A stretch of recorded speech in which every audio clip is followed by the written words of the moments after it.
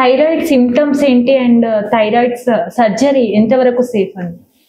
Thyroid symptoms అంటే మీకు ఇంతకుముందు చెప్పినట్టు, ఒకవేళ మనం ఫస్ట్ పార్ట్ చూసుకున్నాం అనుకోండి థైరాయిడ్లో, అంటే ఆ థైరాయిడ్ గ్రంథి తాలూకు పని తక్కువ అయిపోతుంది అనుకోండి, హైపోథైరాయిడిజం అంటాం. అంటే మనకు బాడీకి ఇంత మోతాదులో రోజు థైరాయిడ్ హార్మోన్ ప్రొడ్యూస్ చేస్తూ ఉండి సడన్ గా థైరాయిడ్ సెల్స్ కొంచెం కొంచెంగా తక్కువైపోయి తక్కువ హార్మోన్ ప్రొడ్యూస్ చేస్తుంది అనుకోండి, దాన్ని హైపోథైరాయిడిజం అంటాం. సో హైపోథైరాయిడిజంలో మనకు వచ్చే సింటమ్స్ ఏముంటాయంటే, ఒకటి లెథార్జీ అంటాం, అంటే కొంచెం అలసటగా అనిపించడము, లేకపోతే ఏ పని చేద్దామన్నా కూడా దాంట్లో చురుకుదనం తగ్గడము, లేకపోతే పని చేసే ఇంట్రెస్ట్ పోవడము. సెకండ్ది ఆకలి ఏమి ఉండదు, కాకపోతే వెయిట్ గెయిన్ అవుతూ ఉంటాం అన్నట్టు. స్కిన్ కొంచెం మొద్దుబారినట్టు అనిపించడము, మందంగా అయిపోతుంది అనిపించడము. దాని తర్వాత కొంచెం చెమట తక్కువ అయిపోవడము. తర్వాత హీట్ ఇంటాలరెన్స్ అంటారు అన్నట్టు, కోల్డ్ ఇంటాలరెన్స్, ఈ రెండు ఉంటాయండి. సో ఒక్కొక్కసారి మనకి చలి అసలు తట్టుకోలేకపోవడము. తర్వాత ఇంతకు ముందు చెప్పినట్టు ఇంట్రెస్ట్ ఉండకపోవడం, బేసికల్గా హెయిర్ లాస్ అవ్వడము, ఇవన్నీ జరుగుతుంటాయి. దీన్ని హైపోథైరాయిడిజం అంటామండి. సో హైపోథైరాయిడిజంలో జనరల్గా మీరు ఇట్లాంటి సిమ్టమ్స్ వస్తున్నాయని చూపించుకున్నప్పుడు రెగ్యులర్గా చేయించే టెస్ట్లు ఏముంటాయంటే, అసలు అంటే మన బాడీలో హిమోగ్లోబిన్ లెవెల్ కరెక్ట్గా ఉందా, అసలు బ్లడ్ కరెక్ట్గా ఆక్సిజన్ ట్రాన్స్పోర్ట్ చేస్తుందా లేదా అని చెప్పి హిమోగ్లోబిన్ లెవెల్, నార్మల్ సిబిపి అంటారు, కంప్లీట్ బ్లడ్ పిక్చర్, ఇట్లాంటివి చేపిస్తుంటాం. దాంతోపాటు థైరాయిడ్ ప్రొఫైల్ అంటారు అన్నట్టు, అంటే T3, T4, TSH అని ఉంటాయి. ఆ థైరాయిడ్ ప్రొఫైల్ చేయించి అసలు మనకి థైరాయిడ్ ఫంక్షనింగ్ నార్మల్ ఉందా లేదా చూసుకుంటాం. ఒకవేళ మనకు ఆల్రెడీ ఫ్యామిలీలో ఇట్లాంటి హిస్టరీ ఉందనుకోండి, లేకపోతే మన తల్లికో లేకపోతే పిన్నికో ఎవరికన్నా ఇంట్లో ఉన్న వాళ్ళకి ఇట్లాంటి ప్రాబ్లమ్స్ ఉన్నాయన్నప్పుడు మనం కొంచెం ఎర్లీగా చేయించుకొని, ఎందుకు అని అంటున్నా అంటే, ఇది ఒకవేళ ఎర్లీగా డిటెక్ట్ అయితే మన క్వాలిటీ ఆఫ్ లైఫ్, అంటే ఇప్పుడు మనం సరే బతుకుతున్నాం, కాకపోతే ఏ రకంగా బతుకుతున్నాం అనేది కూడా ఇంపార్టెంట్. మన లైఫ్లో ఉన్న టైంని కరెక్ట్గా యూటిలైజ్ చేసుకుంటున్నామా, ప్రొడక్టివిటీ అంటాం అన్నట్టు. ఆ క్వాలిటీ ఆఫ్ లైఫ్ బాగుంటేనే మనం యాక్చువల్గా అంటే హెల్తీగా ఉన్నట్టు. సో మనకు కరెక్ట్గా థైరాయిడ్ పనిచేస్తున్నప్పుడే మనం 100% ఇవ్వగలుగుతాం దేనికోసమైనా.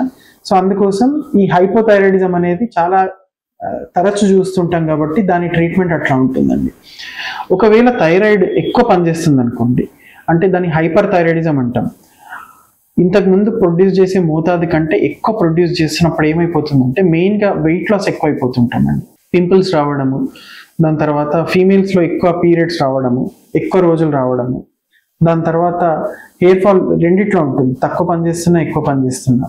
ఆకలి ఎక్కువైపోతుంటుంది కానీ వెయిట్ మాత్రం తగ్గిపోతూ ఉంటాం, అంటే ఫుడ్ ఎక్కువ కన్జ్యూమ్ చేస్తాము కాకపోతే వెయిట్ తగ్గిపోతూ ఉంటాం. సో ఇవన్నీ ఉన్నప్పుడు హైపర్ థైరాయిడిజం అని ఉంటుంది.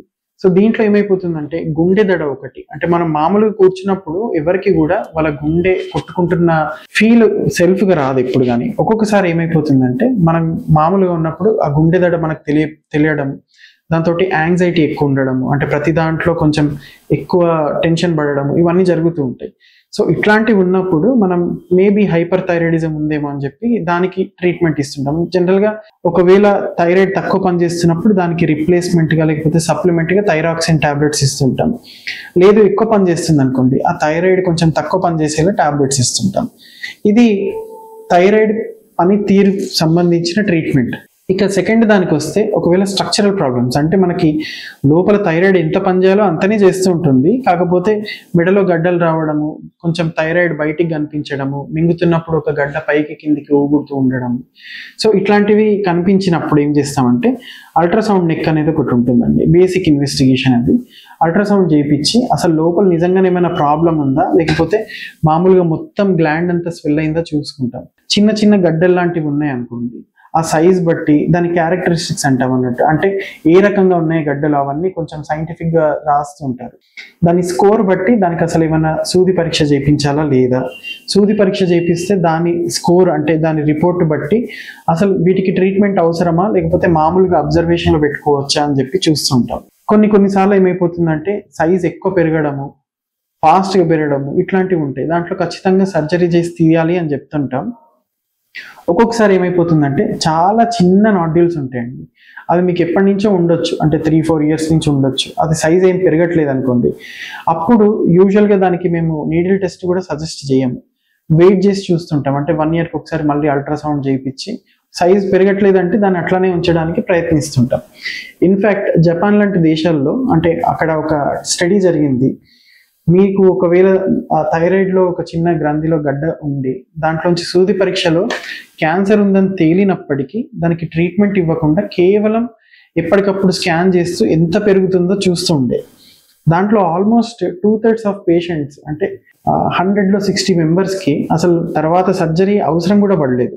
సో ఒకవేళ మీకు ఇట్లాంటి కండిషన్స్లో అంటే చాలా సెలెక్టెడ్ పేషెంట్స్లో ఎక్కడుంది గడ్డ, ఎంత సైజ్ ఉంది, దాన్ని బట్టి కొందరికి మేము ఆప్షన్ ఇస్తుంటాం. అంటే దీంట్లో అవసరం లేదు సర్జరీ, కాకపోతే ఖచ్చితంగా ఎప్పటికప్పుడు చెప్పినప్పుడు స్కాన్ మాత్రం చేసుకుంటూ ఉండాలి. ఒకవేళ దీనికి మీరు ఒప్పుకుంటున్నారా అంటే సర్జరీ లేకుండా ట్రీట్మెంట్ ఇచ్చే అవకాశం ఉంటుంది. లేదు కొందరికి అంటే తరచు రావడము అవన్నీ వీలుబాటు కాదు, దాని తర్వాత వాళ్ళకి ఏం ప్రాబ్లం ఉందో అది ఎక్కువ అర్థం చేసుకోలేరు. కొందరికి క్యాన్సర్ అన్న వెంటనే ఇంకా నిద్ర పట్టకపోవడము, రోజు టెన్షన్ తోటి ఉండడము, ఇట్లాంటివి ఉంటాయి అన్నట్టు. అట్లాంటప్పుడు ఖచ్చితంగా థైరాయిడ్ సర్జరీ చేస్తుంటాం.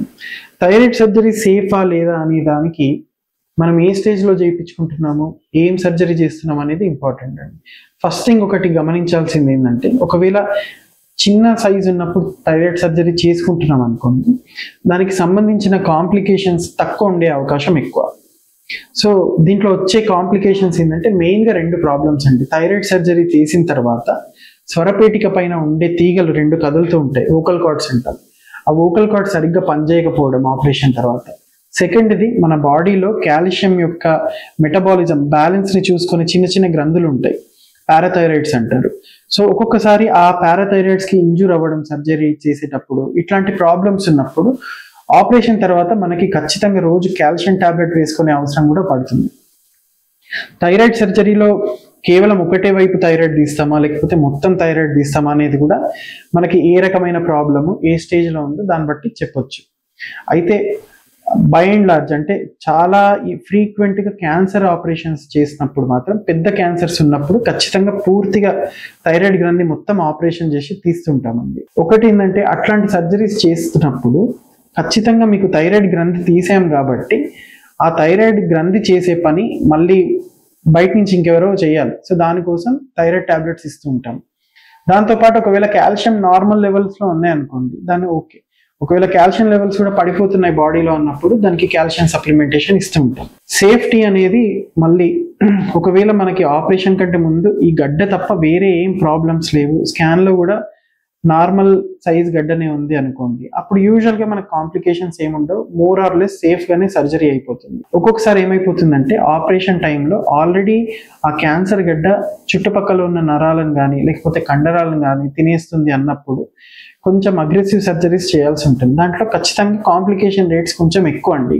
కాకపోతే మేము ఇది ఆపరేషన్ ముందే స్కాన్స్ చేసి ఈ రకంగా సర్జరీ ఉండే అవకాశం ఉంటుంది, మీకు ఈ ప్రాబ్లమ్స్ ఆపరేషన్ తర్వాత వచ్చే అవకాశం ఉంటుందని వాటి కోసం ఆల్రెడీ ముందు నుంచే తయారైపోతుంటాం. అంటే మా తరఫున కూడా మేము అనస్థీషియా టీమ్ని కానీ ఐసీయూ టీమ్ని కానీ లేకపోతే ఎండోక్రైనాలజిస్ట్ని కానీ అందరినీ ఇన్వాల్వ్ చేసి తర్వాత పేషెంట్ వాళ్ళ అటెండెంట్స్ని అంటే నెక్స్ట్ కొన్ని రోజుల వరకు ఎట్లా ఉండబోతుంది మన సిచ్యువేషన్ అనేది చూసుకొని దాని తర్వాత సర్జరీస్ చేస్తూ ఉంటాం. ఒక్కొక్కసారి ఆపరేషన్ అయిపోయిన తర్వాత రేడియో యాక్టివ్ ఐడిన్ అని అంటారు, అంటే ఒక రకమైన రేడియో యాక్టివ్ మెటీరియల్ని మనం తీసుకోవడం జరుగుతుంది.